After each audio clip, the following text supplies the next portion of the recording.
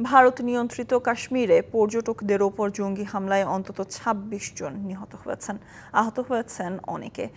হতাহতের সংখ্যা আরও বাড়তে পারে বলে শঙ্কা করা হচ্ছে। স্থানীয় সময় মঙ্গলবার পহেলগামের বৈশারণ উপত্যকায় সশস্ত্র সন্ত্রাসীরা এই হামলা চালায়। প্রকৃতির অপার সৌন্দর্যের লীলাভূমি ভারত নিয়ন্ত্রিত কাশ্মীরের পহেলগামের বৈরাসন উপত্যকায় ট্রেকিং করছিল পর্যটকের দল। হঠাৎই তাদের ওপর চালানো হয় বন্দুক হামলা। হামলাকারীরা পর্যটকদের ভিড়ে মিশেছিল বলে জানাচ্ছে পুলিশ। ভারতীয় বার্তা সংস্থা পিটিআই বলছে, ভারী অস্ত্রশস্ত্রে সজ্জিত হামলাকারীরা পাহাড়ের ওপরের গাছপালার আড়াল থেকে বেরিয়ে ৪০ জনের ওই পর্যটক দলকে ঘিরে ফেলে। এরপর শুরু করে এলোপাথারি গুলি।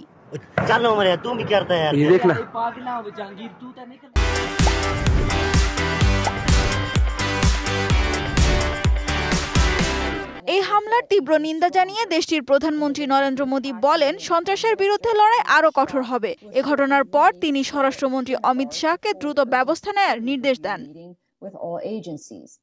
এরই মধ্যে কাশ্মীরের রাজধানী শ্রীনগরে পৌঁছেছেন অমিত শাহ, সেরেছেন জরুরি বৈঠকও। এদিকে হামলার দায় স্বীকার করেছে সশস্ত্র গোষ্ঠী কাশ্মীর রেসিস্ট্যান্স। সামাজিক যোগাযোগ মাধ্যমে এক পোস্টে দায় স্বীকার করে গোষ্ঠীটি। সানজিদা ইসলাম তন্নি, ডিবিসি নিউজ ডেস্ক।